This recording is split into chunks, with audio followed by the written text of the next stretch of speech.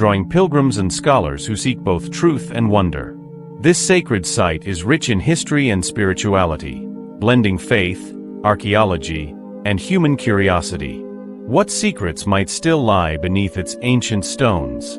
What new discoveries could be found? Join us on an intriguing journey as we explore this ancient mystery. We'll visit the Church of the Holy Sepulchre, a place full of tradition, and walk through the peaceful garden tomb, perfect for quiet reflection. We'll also explore the intriguing Tpaya tomb, which is surrounded by mystery and debate. By examining the evidence, exploring passionate discussions, and reflecting on the importance of these sites, we aim to bring light to the mystery that has fascinated believers and historians alike. After Jesus' crucifixion, a man named Joseph of Arimathea went to Pilate to ask for Jesus' body, Mark 15 verse 43. Pilate allowed it, and as Matthew 27 verses 59 to 60 explains, Joseph took Jesus' body, wrapped it in a clean linen cloth, and placed it in a new tomb he had cut out of rock. He rolled a large stone in front of the entrance and left. Another follower, Nicodemus, brought a mixture of myrrh and aloes, John 19 verse 39, costly spices used to honor Jesus as a king. These spices were wrapped with Jesus' body as part of the hurried burial before the Sabbath, when no work could be done. Two followers, Mary Magdalene and Mary, the mother of Jesus, watched to see where Joseph laid Jesus. They went home to prepare more spices and perfumes to return and anoint Jesus properly after the Sabbath. Luke 23 verse 56, Mark 15:47, 16:1. Who was Joseph of Arimathea? Not the husband of Mary, Jesus' mother, but a wealthy man from Arimathea in Judea, Matthew 27 verse 57, Luke 23 verse 51. John 19 verse 38 says he was a secret disciple of Jesus because he feared the Jewish leaders, and Mark 15 verse 43 calls him a respected member of the council, known for his honorable and noble character. The council, or Sanhedrin, was the highest court of Judaism, made up of priests, elders, and teachers of the law. This same Sanhedrin sentenced Jesus to death, yet Joseph did not agree with their decision, Luke 23 verse 51. Luke and Mark describe Joseph as someone who waited eagerly for the kingdom of God. When Jesus appeared, Joseph recognized him as the Savior he had longed for. His decision to give his new tomb for Jesus was likely an act of honor and faith. Archaeologists recently made an incredible discovery at the Church of the Holy Sepulchre, thought to be the burial site of Jesus. While clearing debris, they uncovered a rock believed to be where Jesus was buried, along with a cross likely carved during the Crusades.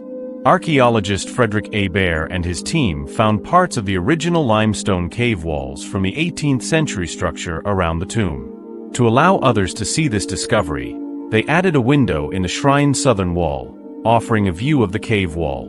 Antonio Marapoulou, the project's director, called it the holiest rock of all time. Though this discovery is exciting, confirming this as Jesus' burial site is challenging from an archaeological perspective.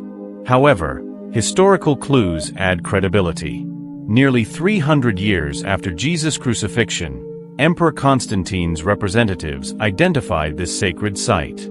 As Rome's first Christian emperor, Constantine wanted to honor sites mentioned in the Gospels, leading to the construction of the Church of the Holy Sepulchre, where Jesus' crucifixion and burial are believed to have taken place. All four Gospels, Matthew, Mark, Luke, and John, describe Jesus being buried in a tomb owned by Joseph of Arimathea, a wealthy follower. At that time, wealthy Jews often used rock-cut tombs like the one described in the Bible. Excavations around Jerusalem have revealed hundreds of similar tombs, supporting the possibility that this site could be authentic. Also, Jewish customs of the time forbade burials within city walls. The Gospels describe Jesus' burial as outside Jerusalem, near the crucifixion site known as Golgotha. Over the centuries, as Jerusalem expanded, both Golgotha and Jesus' tomb were included within the city. In 325 AD, Constantine sent a team to locate Jesus' tomb. They were led to a Roman temple built roughly 2 centuries earlier by Emperor Hadrian, possibly to discourage Christian worship. Eusebius, a bishop from Caesarea, wrote about this event, noting that when the Roman temple was removed, they found a rock-cut tomb beneath it. The team then cleared the cave's top and built a church around the tomb to protect it. This area is believed to be where Jesus was buried. However, the Church of the Holy Sepulchre, built on this site, was destroyed in 1009 by the Fatimids but was rebuilt by the mid-11th century. Fast forward to the 20th century, when archaeologists discovered parts of Hadrian's temple and fragments of Constantine's church walls. They also found an old limestone quarry with at least 6 rock-cut tombs. These tombs provide important archaeological proof that this area, now home to the Church of the Holy Sepulchre, was indeed a Jewish cemetery outside Jerusalem's walls during Jesus' time. An experienced urban archaeologist of Jerusalem notes that, while we can't say for sure that the Church of the Holy Sepulchre is Jesus' exact burial site, no other place has a strong acclaim. There's also no reason to doubt its authenticity. After thorough research, the tomb was respectfully sealed again with its original marble covering. Antonia Maiopoulos, who played a major role in the investigation and restoration, says that the tomb may stay closed for centuries, thanks to preservation techniques that protect it for future generations. During the investigation, experts carefully documented every detail of the site, uncovering secrets and intricate markings on the rocky surface. Back in 1999, archaeologist Martin Biddle published an in-depth look at the tomb's history, emphasizing its importance in both historical and religious contexts.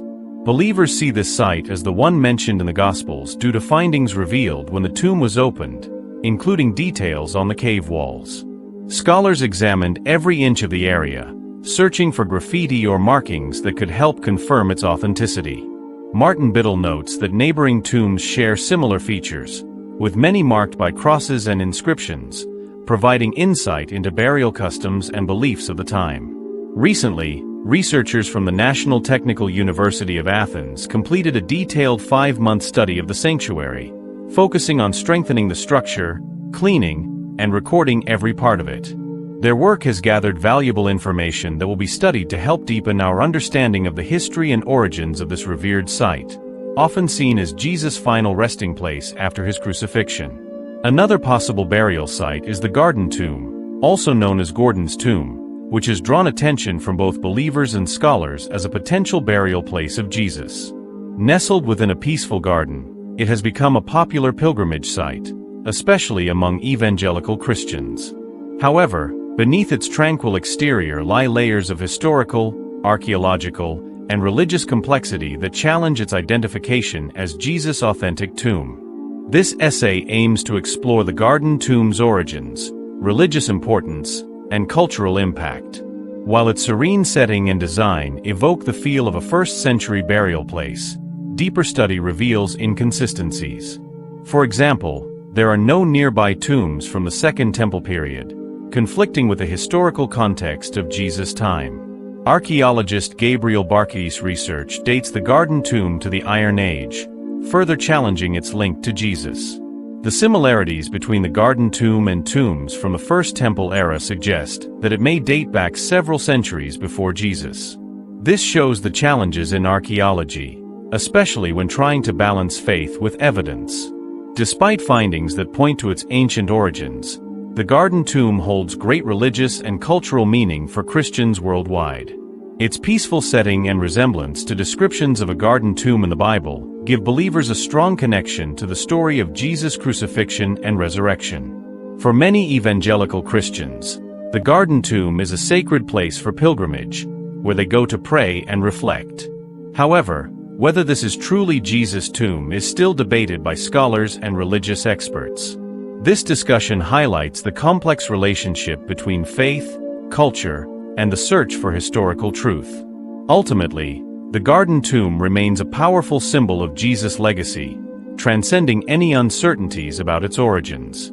Another site, the Talpiot Tomb, has also sparked debate. In 1980, construction workers in East Jerusalem discovered this ancient tomb, which some have called the Jesus family tomb. Inside were 10 ossuaries or bone boxes, 6 of which had names like Jesus, son of Joseph, Maria, and Judah, son of Jesus. Though these names were common in the first century, their presence together in one tomb led to speculation about a connection to Jesus and his family. In 2007, a documentary titled The Lost Tomb of Jesus argued that the Talpiot tomb was evidence of Jesus' marriage to Mary Magdalene and their son Judah. However, this claim faced strong skepticism from most archaeologists and biblical scholars. Critics argue that these names were very common in Judea during that time, making it unlikely they refer to the figures in the New Testament. Furthermore, the idea of Jesus having a wife and child conflicts with traditional Christian beliefs.